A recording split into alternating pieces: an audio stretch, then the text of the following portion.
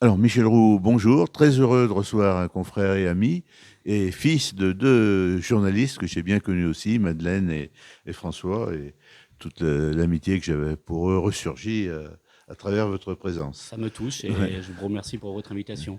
Alors, vous avez été journaliste, vous aussi, Oui, dans le même groupe de presse, le groupe qui s'appelle aujourd'hui le groupe EBRA, au Dauphiné Libéré, oui. dans un département voisin de la région Auvergne-Rhône-Alpes, comme on dit maintenant.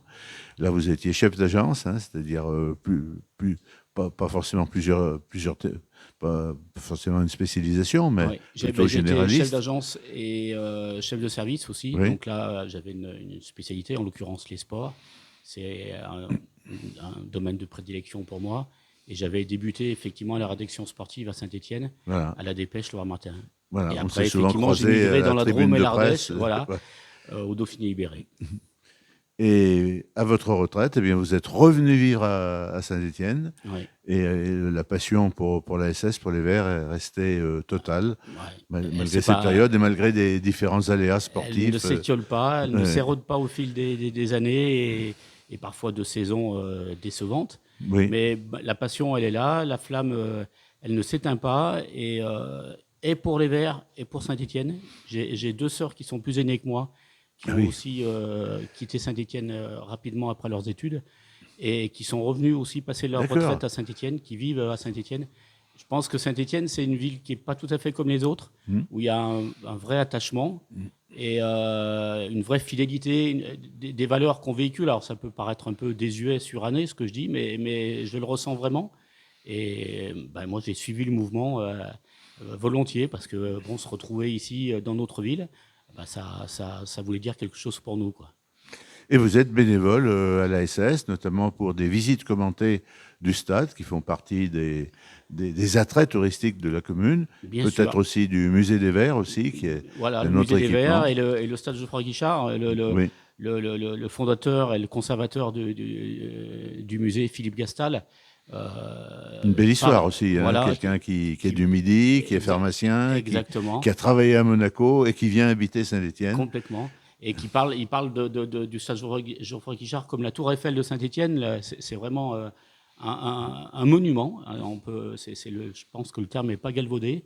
Et moi, j'ai la chance d'avoir intégré l'équipe de bénévoles qui consacre un petit peu de temps à la visite du stade. Moi, en préambule, à chaque visite, je demande aux visiteurs présents ce jour-là d'où ils sont originaires, qu'est-ce qui les amène au musée. Et je veux dire, c'est dingue, mais ça vient de partout, y Oui. compris de l'étranger. Mm. Et les gens Et, sont attachés à ce maillot vert, c'est incroyable, et de génération en génération, parce que mm, je vois aussi bien des enfants que leurs grands-parents, et ils ont vraiment un attachement à l'histoire des Verts qui est mm. vraiment sidérante. Et l'ouverture récente d'une brasserie a même amplifié le phénomène. Ouais. Vous me disiez l'autre jour, à l'occasion d'une réunion de l'amicale des journalistes sportifs, que je crois, si j'ai bonne mémoire, que des notaires de la Drôme s'étaient réunis Oui, oui, en voilà, cet endroit et avaient participé à une effectivement. visite. Bah, le stade a toujours accueilli des manifestations parce qu'il y a des salons qui permettent Oui, d'accueillir oui. des réceptions, Mm, des mini-congrès. Et c'est vrai que là, maintenant, il y a ce plus. Et c'est vrai que assez appréciable pour ce secteur de la ville où il y a quand même beaucoup d'entreprises mm, et où un restaurant mm. de ce style n'est pas du luxe. Et c'est vrai que ça, depuis l'ouverture en novembre, fin octobre, début novembre, ça marche plutôt bien et c'est une bonne chose. D'autant plus que bon, ce sont quand même des Stéphanois Mm. qui sont à la base de ce projet. Il a tardé à se concrétiser. Oui. Ils n'ont Bah, pas lâché oui, il y a eu le prise. confinement, il y a eu Voilà. Et puis des avant, ils ont eu des autorisations, autorisations. Ça a voilà. duré Mm, 6 ou 7 ans, mm, la mise en place de ce projet. Bon, c'est la famille Guichard. Donc, mm. quand on est stéphanois, on sait ce que l'on doit à la Oui. famille Guichard. Et Il y a eu un grand rassemblement de famille Guichard ouais, ouais, récemment, voilà, du monde entier, des gens 15 qui jours, 3 venaient. semaines, oui, Ouais. c'est une famille qui compte beaucoup de membres, pardon. Et ils étaient plusieurs centaines à être venus des États-Unis, d'Angleterre, Certains d'Ukraine même. découvraient peut-être même Oui, d'Ukraine. Ouais. certains, oui, oui, oui, Ouais. oui. Et Mm. donc, c'est vrai que tout à l'heure, je faisais référence à Philippe Gastal et il y a son parallèle qu'il fait avec la Tour Eiffel. Alors, ça peut paraître prétentieux Mm. ou un petit peu osé comme parallèle, mais c'est vrai qu'à à l'échelle de la Saint-Étienne et de la Loire, je pense que ce parallèle, on peut le retenir. Alors, vous avez un autre baromètre aussi pour mesurer la fidélité. Je crois que vous animez de temps en temps des émissions sur France Bleu Saint-Étienne avec des Oui, supporters qui téléphonent. je participe Ouais. France Bleu, me fait le plaisir de m'inviter. Parfois, j'ai l'occasion de converser avec des auditeurs qui interviennent en direct. Et c'est vrai que là aussi, on constate que le phénomène vert, il perdure. Et qu'il y a vraiment, c'est incroyable. Ça peut paraître parfois un peu déraisonnable, un peu irrationnel, parce qu'il y a quand même longtemps qu'on n'a pas Oui. glané de trophées. Mais il y a un coefficient de sympathie. Les dernières études de popularité sur Saint-Étienne l'ont démontré.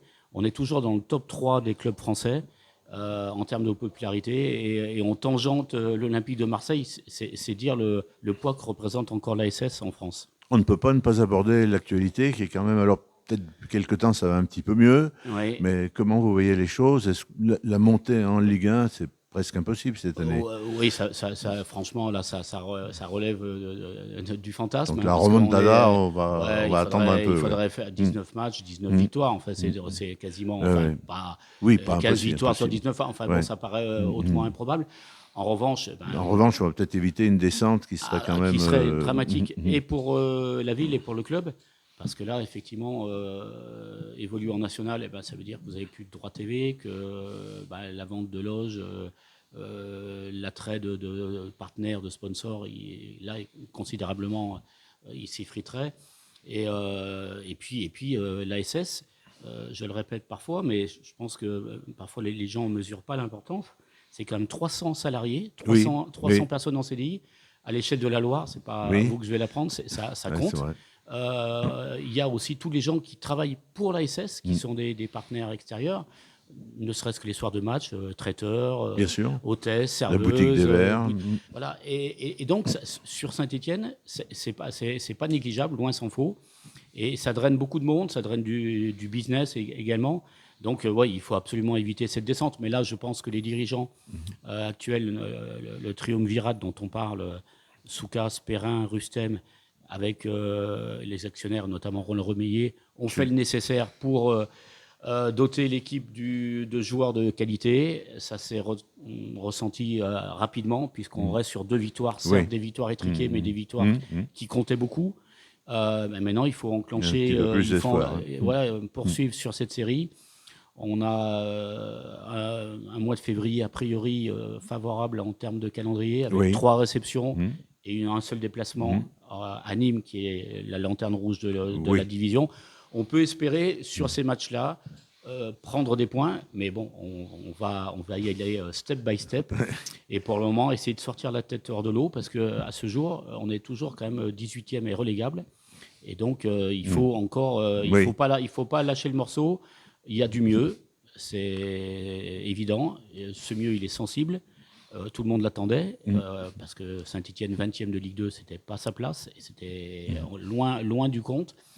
Maintenant, il faut recouvrer de la sérénité, et puis retrouver aussi le public à Geoffroy Guichard, parce que c'est vrai que ces derniers temps, avec le boycott, les matchs Bien sûr. amicaux, ça a été très Et pénalisant oui, pour le oui, club. oui, oui. Et le lien, on le sait, affectif entre le public et les joueurs, il y a une vraie communion au stade.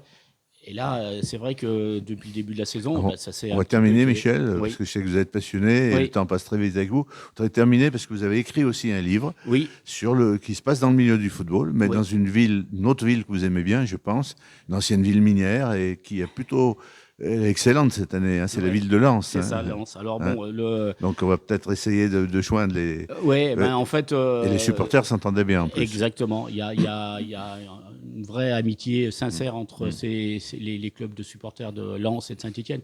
Et si j'ai écrit ce bouquin et que je l'ai basé. Bouquin que j'ai lu aussi et que j'ai bien apprécié. Merci. À Lens, c'est pas le fait du hasard, c'est que Lens et Saint-Étienne, il y a beaucoup de similitudes historiques, économiques, cet antagonisme avec le voisin lillois, lyonnais chez nous.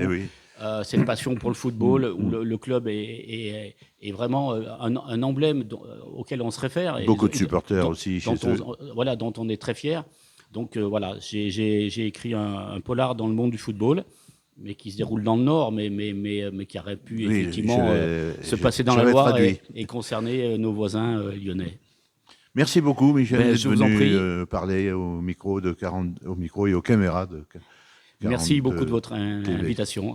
J'y ai été sensible. Merci.